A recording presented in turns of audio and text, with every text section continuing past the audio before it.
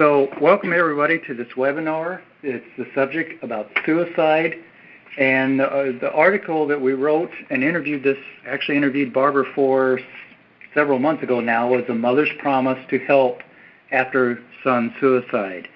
While it is a heavy topic, I think by the time we get done with this, I think you're going to see that there is hope and there's help and support out there. I don't want it to be just a heavy topic. I want it to be one about inspiration and hope and support.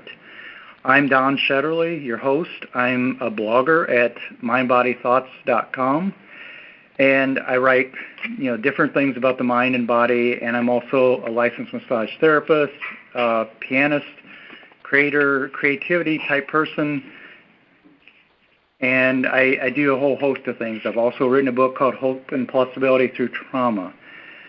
I'm joined by Jeff Lemlich and Barbara Lemperer.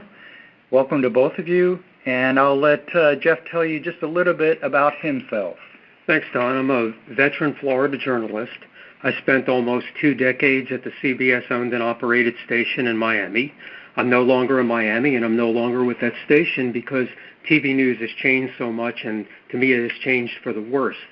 But I still like to write, and I'm still a journalist, and I'm always looking for an interesting story, whether it has to do with music and records, which is a passion of mine, or something like you're going to hear today with Barbara. I do know Barbara.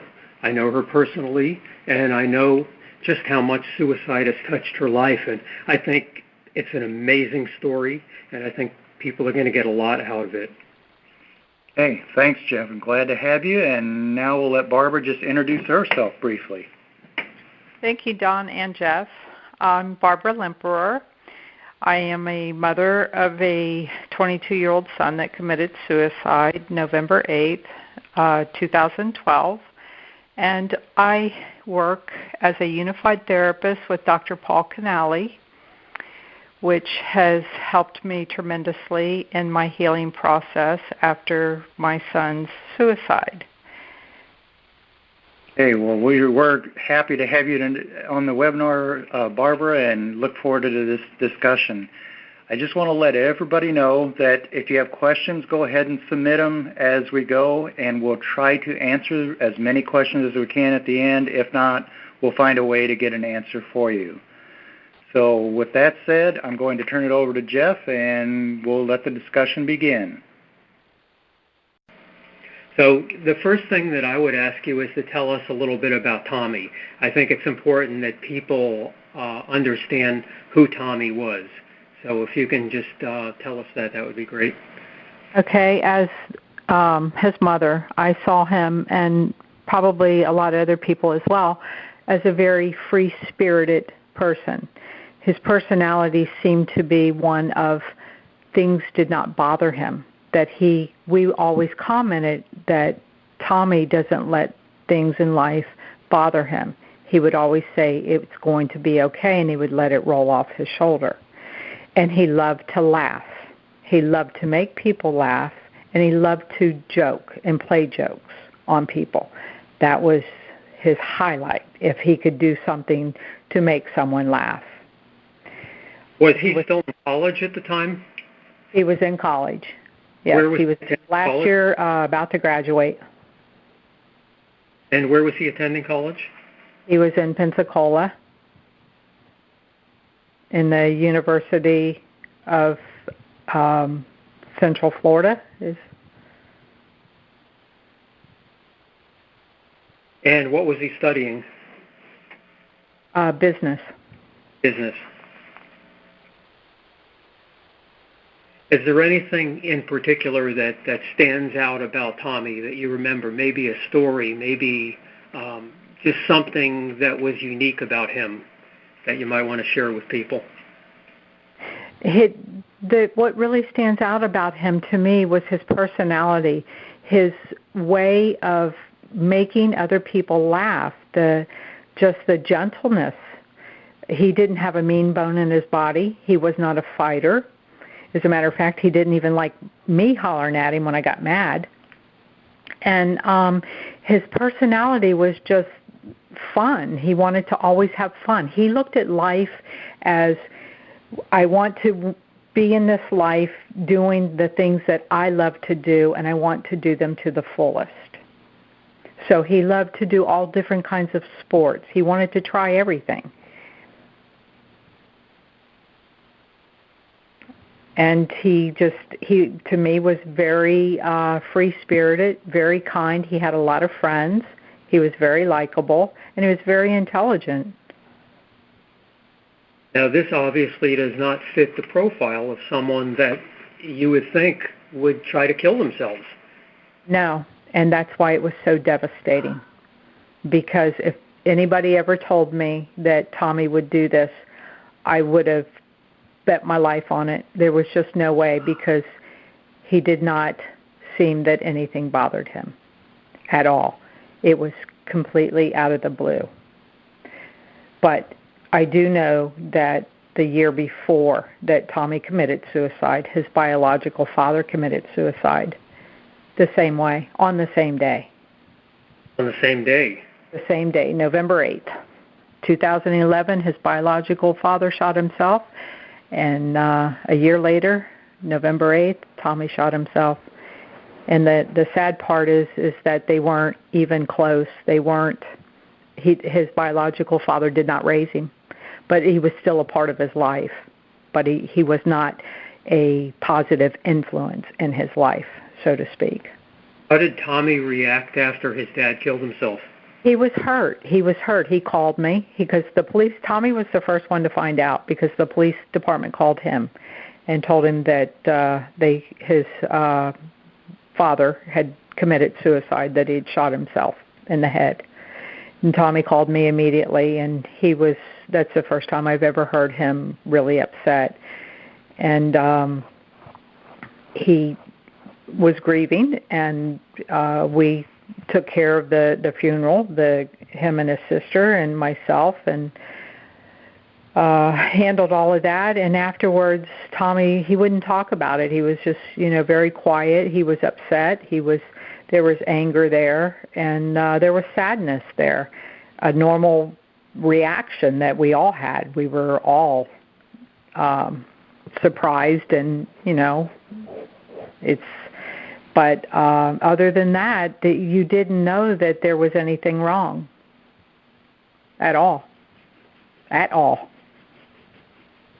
It was buried so deep down inside. Yeah. Yes, it had to have been.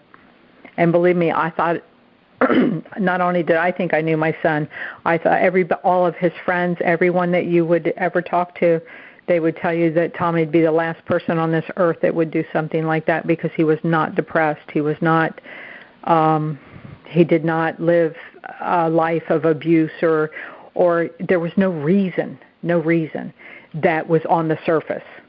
So it had to be something that was so deep within him that he did not let it show to anyone at all.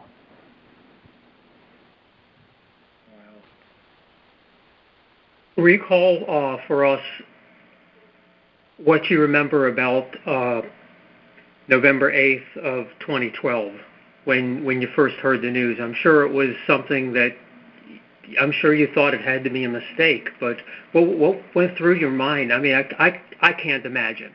I absolutely can't imagine what it would be like as a parent, especially out of the blue like that. What did you first think for the news? Well, I was sitting on the couch on the telephone speaking with my mother, and we were just having a nice conversation, and my husband James walked in the door, and he looked at me like in a panic and wanted to know who I was talking to. And I knew something was wrong by the way he did that, and I said, "It's my mother, why?" And he says, "It's Thomas, and he's dead." And I immediately started screaming, "No, you're lying to me." And he said, "No." And I thought, well, he's been in a car wreck. Maybe they just think he's dead, but he's not. And he told me, no. He said he shot himself. And I lost it. I hit the ground screaming, crying. And, I mean, at that moment, I wanted to die. And I kept saying, no, it's not true. And then I would stand up. I would pick myself up off the ground, and I ran to the front door, and I ran outside. And I just started screaming. And I kept saying, this isn't real. It's not real. And every time I'd close my eyes, James would be holding me, trying to console me.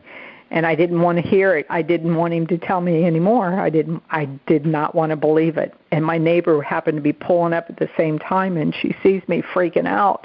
And she comes over to find out what had happened, because I was screaming and crying and kicking on the ground, and told her, and she started crying, and everybody was trying to hold me, and I couldn't let anybody hold me. I just wanted to run, and all I could do was scream. And it took a long time to believe it, a long time. And it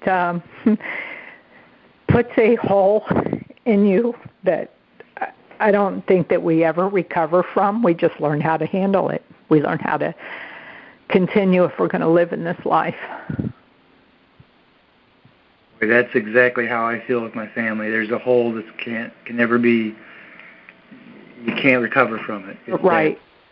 But you learn what you have to do to continue in your life as long as we're going to be here. Yeah, and I feel that way with my sister, because even just it was either this morning or last night, I thought about this silly song that I made up about one of my teachers. And, nobody else in the world has ever heard that song, and no one else would ever find it funny. And it's like, okay, well, no one's ever going to hear it now. And yeah, I mean, I could do it for Don or for someone, but it's not going to mean anything. It's just about some woman as a teacher. But me and Randy, I mean, it meant a lot to us. So I can understand that, although her death wasn't a surprise. And I think, I don't know. I mean, personally speaking, I don't know what's worse, something to drag out like that did, or something that's just so sudden. They're both horrible. It's final, and it's in that final moment that is horrible.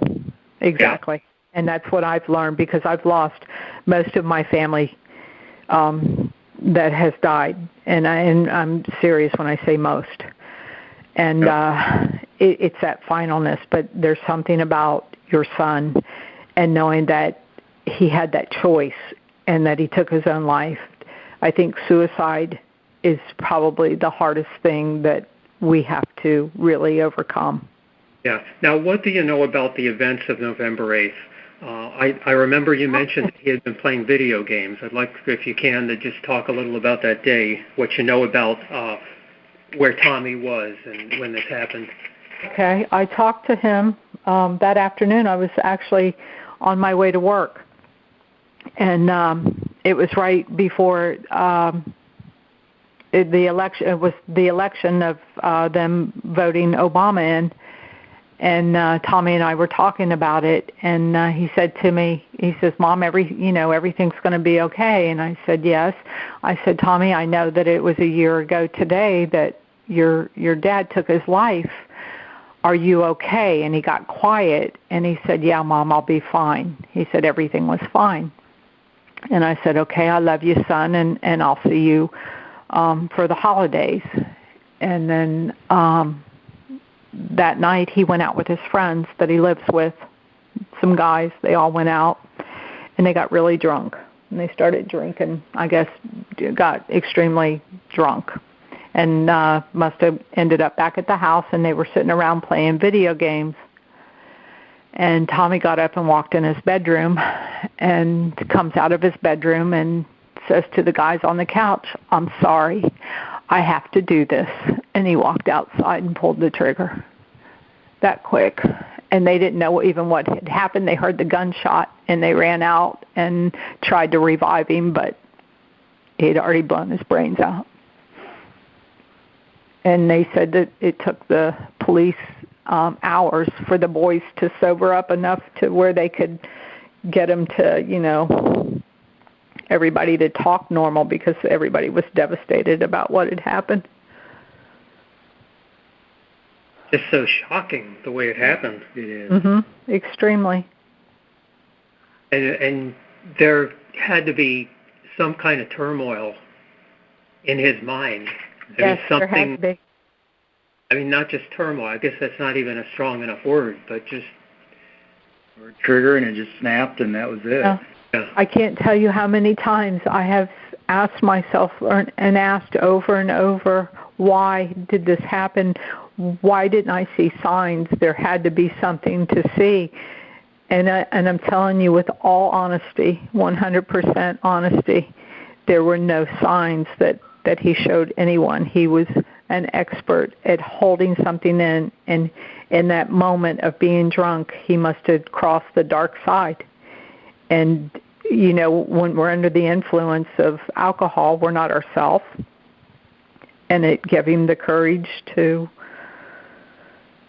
do what he did,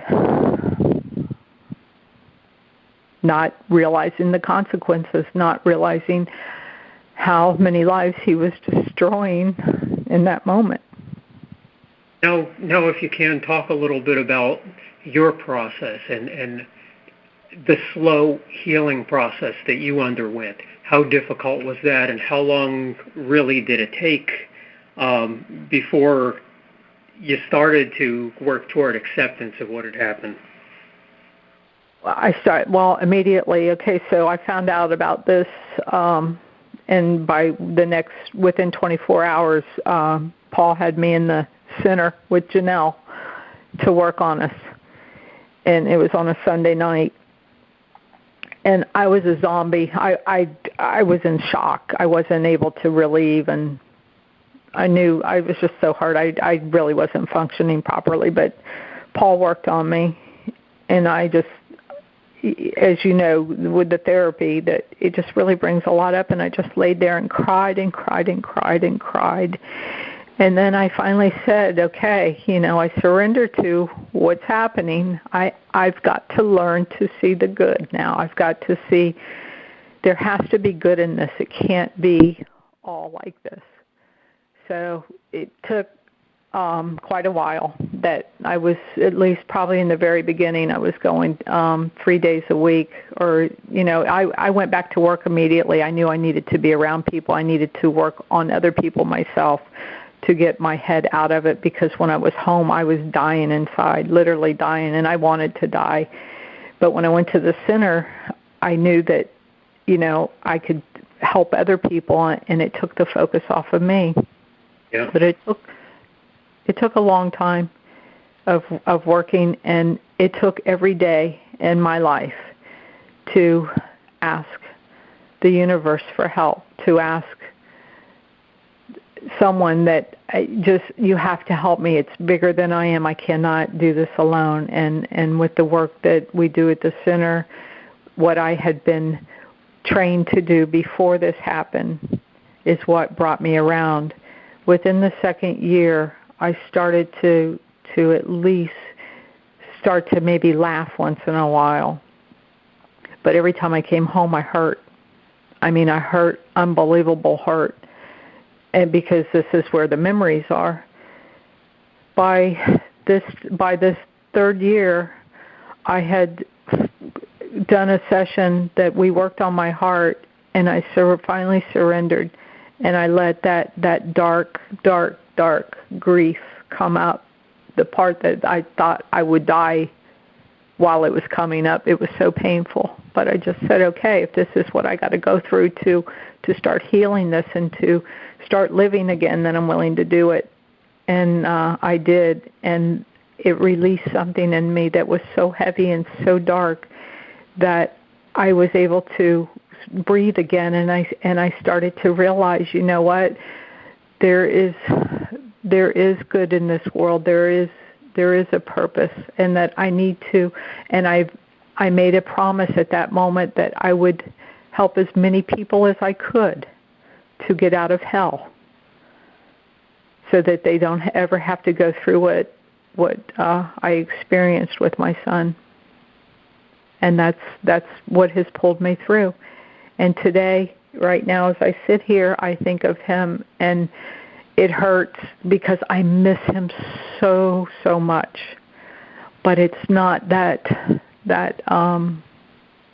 feeling that I had in the beginning where I didn't think I was going to make it. So the light has come in me, and that's because of the work I do, and I work at it daily. I can tell you I work at it daily. I search for good. I search for the good. I don't want this in vain, and I don't want other people to kill themselves. That it has to stop. They don't understand the devastation that it leaves for all the people that love them.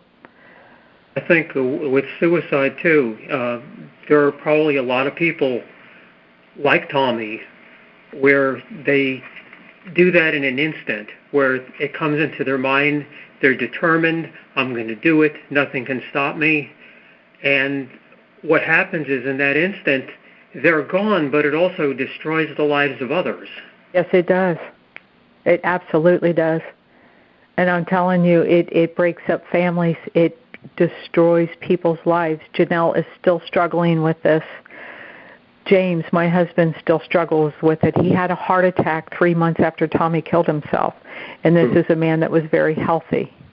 And to have a heart attack when his cholesterol was low, his blood pressure was fine. It was due to the heartache that he was having over what Thomas did. Suicide changes lives in a way that is, you can't even explain it to people. You can't, because it's in that knowing that they have a choice, that it doesn't have to be that way, that it's not like an accident where you have no choice. You are the victim of circumstance. Suicide, it's in that 1 second, 2 seconds before you do it, that something can change, something can happen to stop it, that it doesn't have to be.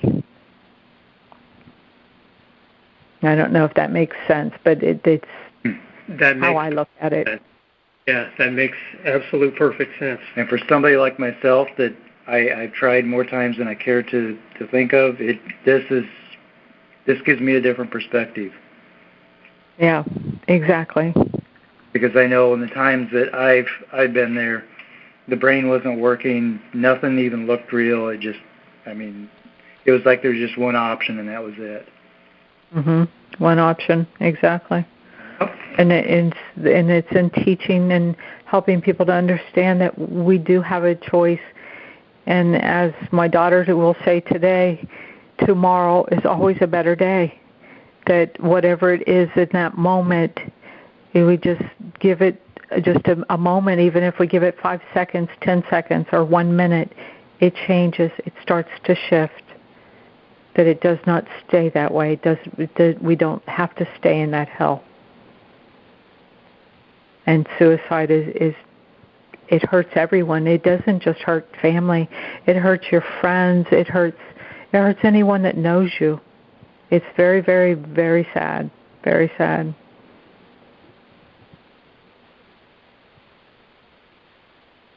For any parent who reads this when it's published and who is going through something similar, what words of encouragement would you give them? Is to go outside and be out in nature as much as possible. I know that's what helped me.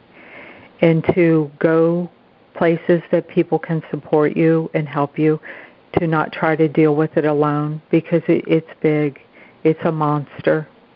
And we need help. We need all the support and help that we can from people that are understanding, and especially from people that have been through it, because that's when you really understand it. And that's within any tragedy, when we can turn to people that know what it's like, that have been there, that have walked that walk, that it's very important, and that each day will change, that it can get easier and easier, that we by no means ever forget it.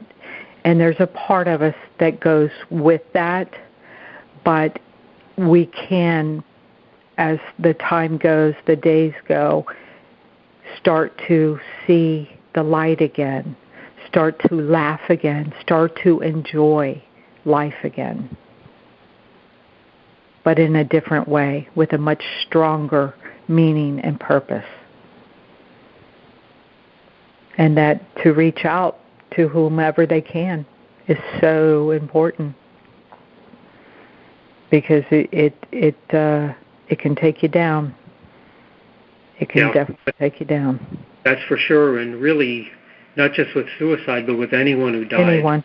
That date is difficult, and birthdays are difficult, and you have to deal with those days every year when they come up. And it's not an easy thing to handle, really. No, the holidays, the first year of holidays was devastating. It was reliving all of that pain over again as each holiday came, and the second year got just a little lighter, but not much. And now we're coming in, we are at the third year, and the holidays are coming, and there's that emptiness. There's that part that you just think back and you see the pictures and the things in your mind, and then that part that just starts missing and hurting again. It stirs. It starts to stir. It's very hard, very hard. But again, you have to work at seeing the good in each moment and honoring the time that they were here, not being stuck in the time, in the moment that they left this life, but remembering the good part and connecting with that. So during the holidays, what do you do to, I mean, I know for me, holidays are a struggle. They've gotten better, but I have to find my different things I do to kind of get through them. I'm just kind of curious if there's anything that you've done that's... It's what I do not do, is I don't pretend that he wasn't here or part of my family. So for Christmas, for instance, when I decorate my tree, all the ornaments that Tommy ever made still go on my tree. I still hang his stocking. Now, to some people that may sound funny, but to me it doesn't, because he was my son, and I don't know how to do it any other way. I know that if I put all of that stuff away and didn't bring it out, then I would be trying to deny myself that I had a son, and I can't live like that. So I deal with it by embracing what I did have with him. So I bring all the stuff out that we had such a great time with, and the holidays were good for us. I still love Christmas today in spite of everything that has happened, because I have always loved Christmas, because it is a good memory for me. So the part that I miss my son so much is I honor him and celebrate him by decorating my tree, the stocking, and I even talk to him at times. And I run across things all the time. I have his pictures out and things like that. And I talk to Janelle about it. And then we say, well, maybe I'll put coals in Tommy's stocking because he didn't behave very well here in the end. Try to make light of it. Try to bring some humor into it so that we don't go into that ugliness. But then on the other part, it changed the way that we do our Christmas gatherings with my family. Like with my mom and my stepdad, we don't go to the same places that we used to always go every year for Christmas. Now we change it. We have done something different. So, but at home, I still make it as if he was coming, except I don't buy him presents. But I still decorate the same. And I do honor him. I set a place for him because he will always be a part of me, and I don't know how to do it any other way. And I do know that there's days in the beginning, especially in the beginning, that you feel like you can't make it, that you can't do this, you can't handle the grief. It's so intense. And then that's when it's so important to really reach out to someone, because it does take other people's lives. There's been many parents that have died after losing a child like that because they couldn't handle it. So it's very devastating.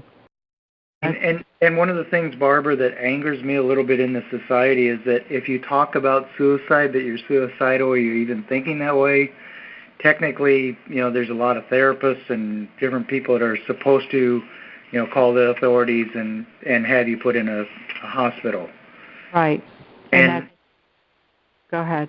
It's not, to me, it's not going to solve anything. It's not the right, I mean, I can understand people are desperate and they don't know what to do, but it doesn't fix the problem. No way, no how. It covers it up for a few moments, but they're going to go back. Yep. Yeah, because it has to be dealt with. Yeah, and sending them to a hospital, putting them on meds is not the answer. We have to work with the reason why they're not wanting to live. And those are the moments when, I mean, I know Paul. I've talked to him, and I've been able to tell him at times, and he's, he knows I've gone into those real deep, dark places, but just being able to tell somebody and not with the threat of they're going to look at you bad or wrong or try and lock you up. Oh, my God. No judgment, exactly. But passion, that we understand that you're hurting and we're here to help, not to create more hurt. I'd give in, and that, I've said it over and over again, I would give my life to have that moment that my son would say, something's not right in me. I need help. I'd give anything for that. But it didn't. We don't get a do-over, and we don't get to move backwards. We all know that. And that's so sad, that people can get to that place and they don't know how to even bring it out. Right. Or they're afraid to. Yeah, it's the judgment, it's the shame, and when you get to that point, you feel helpless, hopeless. I mean, and it's tough. It's a tough place to get to. Yeah, absolutely. But it always angered me that it's like people, they got to be able to say, hey, I feel like I'm slipping away. I feel like I'm ready to kill myself. And there was one day with Jeff, and he just held me for the longest time, and it was the best thing he could have done. 'Cause right. Words didn't mean anything at that moment. No, and you know what? I understand it. It's not always about the words. It's about the compassion that comes from the heart, that, that somebody actually cares. Yep. Because I think that is one of the key issues is in suicide, is that they get to the point that it doesn't matter because no one cares. Yep. And even if you have people around that care, it's still hard to see that. I mean, I think you're exactly right. Yeah, I know. Just for myself, there are times I start to feel really worthless, and it doesn't really matter what anybody else says because in my head I'm worthless. Right. And when we get to that place in our head, it's hard to pull out of that, and that's when we need the support. Oh yeah. Sometimes we need somebody just to lean on for a little while, and just so we can get our balance back again. Absolutely. And also in your article, I would be more than honored to talk with anyone that is going through anything to help any way that I can. And I mean that from the bottom of my heart. I would never turn anyone away. So please keep that in mind, that I'm not just saying this, to put my story out there. I'm saying it because I really want to help. I want to make a difference. It needs to stop. Our young people are killing themselves too much, too often. It's unbelievable what's happening.